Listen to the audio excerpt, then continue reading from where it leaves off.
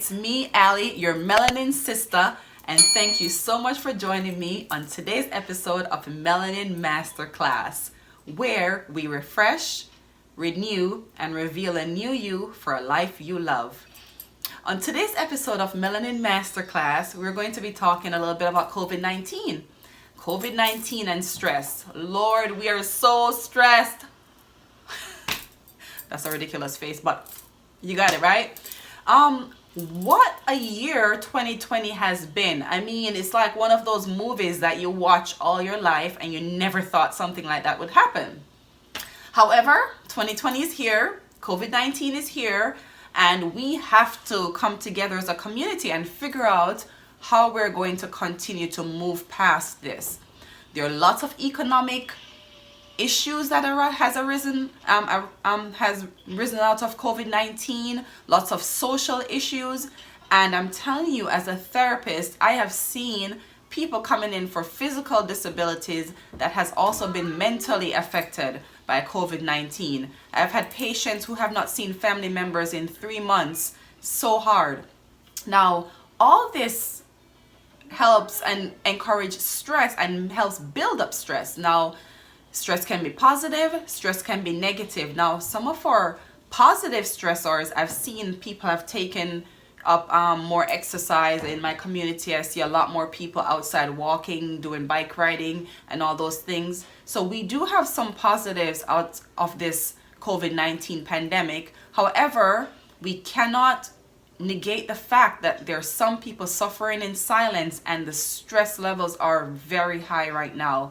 How many people are working from home who are not used to being by themselves working from home? How many people are out of work? How many people have children at home and trying to figure out how they're going to balance career and work life with children being at home doing virtual school? Me, I have 2 kids, and thank the Lord that they are. My son's preschool is still open, and my daughter is old enough to pretty much teach herself virtually. So I have been lucky to be able to go out to work, but I know that it hasn't been the same for most women. On today's episode, we do have a guest for you, an expert in this field. Her name is Cuoree Sippio. Cuoree attended the Nova Southeastern University here in South Florida and has been the recipient of the President Associate in 2018 for her charitable contributions. These days, Cuoree holds a Doctor of Health Sciences and a Master's in Public Health and is very active in the American Public Health Association's pharmacy section and is a member of the COVID-19 community. Cuoree is now actively seeking doctoral opportunities, but is here with us this evening to talk about COVID-19 and what the research has been saying about women as it relates to stress and COVID-19. She gave some excellent tips, or she's going to give us some excellent tips of how we can combat stress during COVID-19.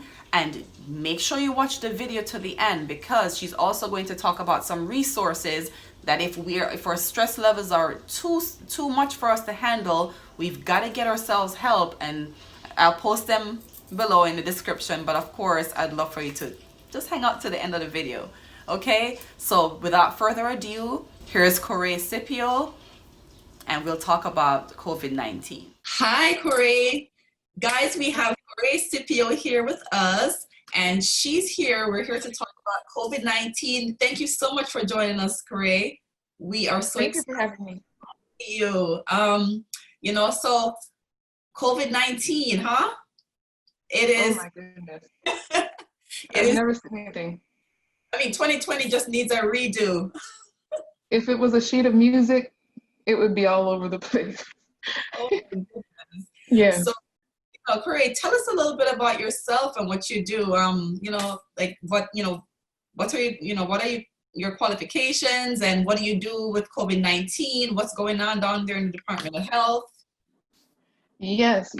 Well, I wear many hats in health science. One of them is I'm educator, postdoctoral researcher, and tonight I'm speaking as a member of the American Public Health Association, where I'm a member of the Pharmacy and Environmental Health group. And in the pharmacy group, we started a brand new COVID-19 policy group. So based on our interests, we have podiatrists, we have optometrists, and those who are interested in diabetes. So we all pull together ideas and see how COVID-19 relates to all of our different professions. So it's a very diverse group of professionals here. But anyone can join APHA, and as long as you meet the criteria, you can join, pay the membership fee, join as an alumni, a professional, whatever it is, and then just pay the membership fee. And if you're interested, you could just join and be a part of our groups as well. Awesome, that's good to know. So what's the website again for anyone who'd like to join? APHA.org. npha.org. Okay, perfect. So thank you so much, as I said, for joining us, because, I wanted to do this episode because as we go along and, we start this community, we can't negate the fact that we are in the midst of a global pandemic. And, as a therapist myself, I've seen so far how people have been affected with the whole social distancing, the whole social isolation. It's a major change for a lot of people. Folks that used to go out to work are now working from home. Even if you go out to work, or in some instances you're amongst others, the social distancing makes things a little bit funky. You don't know if you should shake hands, if you should hug. I mean, it's just the weirdest thing. Don't you miss hugging? Yeah, I miss hugging. People are like fist pumping me now, like, oh, hi, nice to meet you. I'm like, nice to meet you. Bump. You might as well do the Wakanda salute. So it's just a weird time for us, and as women in this community, we want to share that we all are going through the same things. And I know it's been stressful. Women have children at home while they're working, or had to struggle to find alternatives to having kids in school. People have lost their jobs, and it's just all these things that I figured it's super stressful. And how do you deal with this? What are some of the classic signs that you've seen from your research of women, going through this whole COVID-19 pandemic? And what are some of the classic signs of stress you've seen? You're exactly right. We are experiencing certain things as women. I think it's important to know that all women are not experiencing the exact same things, but many of us are. For example, the caregivers. A lot of us are the nurturers. We may have older parents who are aging and are sick, who may have these underlying conditions that you hear about, are more susceptible to COVID-19. We may have children in the home who we have to, for example, there may be some single mothers who are taking care of children by themselves. And we also have those who are in relationships with a significant other or a husband who are still responsible for that caregiving. So as women, we are those nurturers who essentially we're bearing the brunt of COVID-19, and that's at home and at work. So those of us who are still working, we are seeing a lot of income disparities. For example, if a man loses his position due to COVID-19, he's more likely to be rehired at the same wage. But if a woman is likely to lose her position from COVID-19, it takes her longer to be rehired. And when she is rehired, she's rehired at a lower rate, a lower wage. So the income is one important thing to look at as far as women and how we're affected. Not that it was already that way before. There was already an income gap, so now we're seeing it more exponentially. But back to women in the home, it's kind of as though we're in a way reverting back to the 1950s. Because of the shutdown, we're not as independent. We're not going out because we want to be safe. So also women who may be expecting or pregnant, the maternity services are not open. So we're seeing a delay in our medical appointments, and it's been predicted in the Lancet Journal, for example, that there's nearly 60,000 women who could die of maternal health complications over a 6 month time period because of COVID-19. Oh my goodness, that's crazy. So, with all that coming together, what are some of the classic signs of stress that you guys have seen, like throughout the research that you've been doing? What are some of the different ways that you're seeing that women have been stressed, and as a result, are you saying, like, for pregnant women, that's one thing, they're at risk for miscarriages and things like that, and that will go on for the next 6 months, you're saying, at least? Well, they're more likely to die. It can be fatal over the next 6 months if things don't improve. So a classic sign of stress, just in general, stress affects your behavior. Mm-hmm. So your energy levels may decrease or they may increase. So stress, as we know, can be positive or negative. It can be a cumulative thing. So this may be a little controversial to accept, but during COVID-19, we also do have some positive signs of stress. But our behaviors are positive and negative, but we have to be able to, I guess, meet in the middle, or do everything in moderation as far as how to cope with that. But another change in our behavior would be an increase, for example, in alcohol, drug use. Because of the shutdown, alcohol sales skyrocketed, and people have started to use or abuse or misuse alcohol and drugs behind the closed doors. The sales of illegal drugs have increased as well. Another sign of stress in your behavior could be crying frequently or having trouble relaxing or sleeping, feeling like you're invincible or invulnerable, on the opposite end of the spectrum. So very happy, very sad. And it's very important that we're able to recognize these signs during an infectious disease outbreak. Mm-hmm. Another change, another way that we can recognize that we're stressed is in our emotions. Uh-huh. So if we're feeling anxious or fearful or hurt, feeling depressed or guilty for some reason, feeling angry, but also not caring about anything, just being apathetic about things that you used to care about, that is a sign that your emotions are being affected by this pandemic. So do you think that, Cuoree, do you think that the women at home are more likely, the people working from home, or people who are mostly home and not out working, do you see that they're experiencing higher stress, stressors, or exhibiting more signs of stress? Yes, I do. And I say that because I can use this one example of a woman who was not in America, she was in another country. Uh-huh. But as we know, this being confined to closed quarters, for example, if you're living with someone who was already abusive before this pandemic, it heightens that abuse. So this one woman was living with her abuser. She was recording a video just like you and I are talking now, and she was speaking with another woman while her abuser was maybe 20 feet behind her, and she had to use sign language just to communicate that she was in trouble. Wow. So things like that, where women are not actually on the up and up with this disease.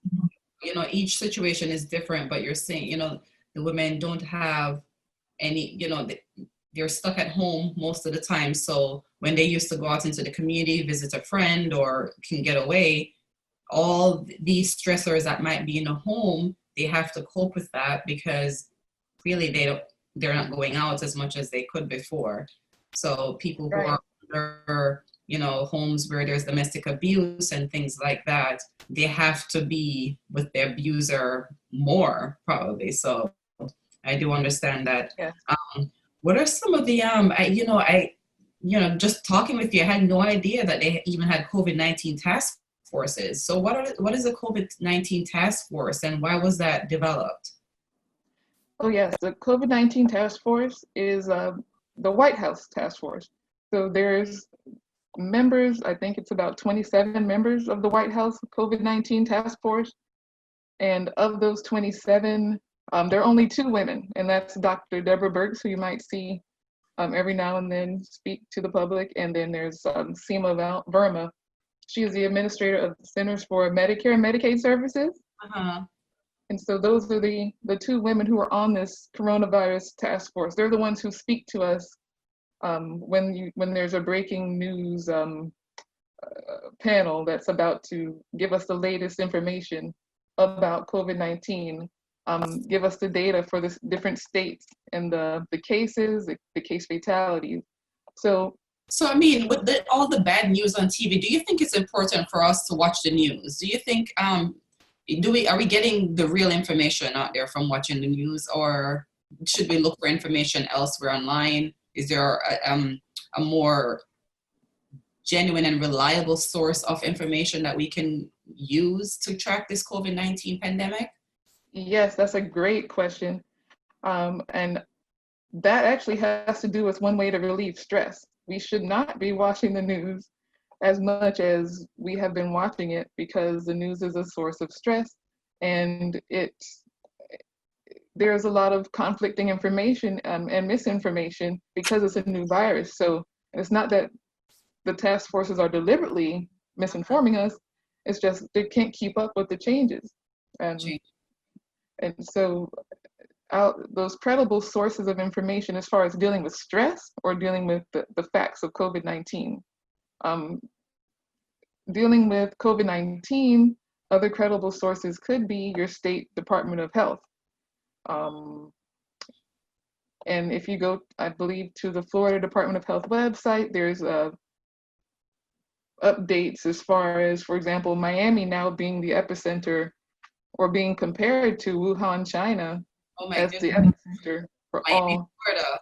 Oh boy. Miami, Florida. I'm like 45 minutes away from there. I know, and we're right here in it together. Scary, and no wonder women are stressed. Now, before we go, talk a little bit about this whole alcoholism thing, because I heard that since COVID-19, alcoholism it's on the rise. And why is that? Why are some of these things happening? I believe, I'm not exactly sure about every single case, but I believe that some myths surrounding alcohol use. Some people have been told or believe that alcohol actually cures coronavirus or actually treats it. I know, and people are actually soaking up this information like it's the golden, the all be all end all. Goodness. But they're drinking more because they're out of work, and they think that drinking is going to actually do their body better, but it's actually doing more harm. They're drinking. Also, people might be drinking a little bit more than they used to because nobody sees them. They can order it at home, and when you go out, you pay $20 for a drink. I guess when you order it at home and you drink a couple of beers, a couple of bottles of wine, it's not the same as paying $20 a glass or $12 a glass. Yeah. So maybe it's just easier access to alcohol. So these are some of the things that we need to be aware of, and just make sure that we have all the ways of dealing with stress than sitting at home with the bottles of alcohol, because then we would have another, pandemic or after this global pandemic. I mean, alcoholism, I heard, is really on the rise, because me myself can't do anything without saying, "Oh, let me get a glass of wine," Oh my goodness, you remind me of the shutdowns. The bars have been shut down. They've been mandated to close. So with these bars being shut down, people are they have to take it to go. So when they take the alcohol to go, they go behind closed doors, and there's no one monitoring. They don't have to pay per glass. They drink as much as they want and do whatever they want. There's no one's holding them accountable. And yes, it's very saddening to think that that's what's happening, but it is true. So, what are the tips? Give us, 5 tips before you go or so about what are all the things that we can do during social isolation and all that going on to relieve stress? What are some of the things that you recommend for women to do instead of those behaviors, like maybe drinking more or sleeping more, or maybe overusing of medication? What else can we do in order to make ourselves feel a little bit better during this pandemic? Right. We want to make ourselves feel better, and we want to make sure that the people who we're surrounded by feel better. Our unborn children, we want to make sure that they're healthy, that they're not at risk for congenital heart defects because of our behaviors. So we have to keep in mind that we're not in this alone, and that everything that we do affects someone else. These stressors don't just fall from the sky. One stressor that like you mentioned earlier, it can turn into a whole new pandemic. And so what we want to do is listen and take a deep breath. So use practical ways to relax. So listen to your body. Whatever it is that you consider a practical way to relax, going to sleep, doing something fun. Meditation, with the breathing thing, maybe meditation could be something that people try to incorporate on a day-to-day basis. Yes, your hobbies, take deep breaths, stretch, meditate, all of these things. I just did yoga like last week, and it was so long since I had done yoga before that. I was actually frustrated, but it seemed difficult after you haven't done it in a while, right? It seems difficult to actually quiet your body and sit still and breathe, right? I mean, I'm so used to dancing. I'm so used to doing Zumba. I'm so used to doing my weight training. When I did yoga to try to meditate, it was, but practice makes perfect. So yeah, listen to music. Yeah, that's a good one. So listen to music, practice a hobby, meditate, deep breathing, stop watching the news, right? Stop watching the news. And whenever you want to get information, honestly, go on the credible websites for information. Correct. True information comes from those credible sites, you know, the World Health Organization, Florida Department of Health. As far as people here in Florida, if you're whatever city or state you're in, I'm sure that you have a Department of Health there. Go onto their websites. They always have the most current information that you need. And turn off the news, man. Turn it off. Turn it off. Pay attention. Recognize that you've done this before. You've got this. You know, it may be a new virus, but you've actually said some things before. You've actually felt some things before. So it's nothing, no feeling that you're experiencing now is necessarily a new feeling. So you got to pay attention to that and recognize those signs, so that way you won't make the same mistakes and repeat that same feeling again. So like you and I are enjoying our conversation, we should have more of those if that's what it takes. Mm-hmm. And then for people who might be stressed, I was thinking about the women who might be stressed at home with children, maybe try to order games, order things for them to do so that the children can have their own time, and then, you know, you can have your me time. Maybe try to coordinate some online programs for them so that they can keep themselves entertained for, you know, their off times from school, and, you know, think about games that they can do outside, you know, all these different things kind of keep the children engaged while you have your own free time would help. Correct. I agree. Because I know, and also now the diet is very important too. We want to make sure that we eat healthy and drink a lot of water. Continue to exercise. Yep, outdoor exercises. You know, you don't have to go to the gym now, but, you know, I see everybody, the streets are packed with people walking and biking and doing all those things now. So, you know, in some ways, this pandemic has been a good thing for a lot of people. Right. And I'm Generation X. So we grew up wearing these different costumes, and this was meant to be a meme, but it's true. You know, we when we exercise, we really can't breathe wearing those masks. But you know, it's an adaptation. Do you want to be able to breathe, or do you want to save your life and protect those around you? So I think it's best to follow some of the guidelines, but also to use common sense. Don't use common sense. You're absolutely correct. Follow the guidelines, use common sense, try to go outside as much as possible. I heard I read some research that says sunlight, vitamin D helps to Right. promote, to increase endorphins. Try to get outside as much as you can, get some sunlight, patio if you have one, backyard, out to a park, maybe the beach, Yes. places that Yes. you can probably, social distance as much as possible, but enjoy the outdoors. So, it's, again, thank you so much for coming on. And if anyone would like to reach out to Cuoree, I'll have her information on the bottom. You can find her on LinkedIn, or are you on Facebook? Or are you on Twitter? How can they I'm find? on. Yes, I am on Facebook, and I am on LinkedIn. Um, Another source before I go is SAMHSA, SAMHSA? SAMHSA, the SAMHSA Hotline. If SAMHSA, you think, what's that? SAMHSA Hotline? Yes, the Substance Abuse and Mental Health Services Administration hotline.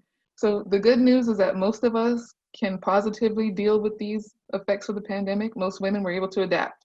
But Okay. for those of us, when we feel like we're not able to adapt and we're not able to cope, SAMHSA, the Substance Abuse and Mental Health Services Administration, is there.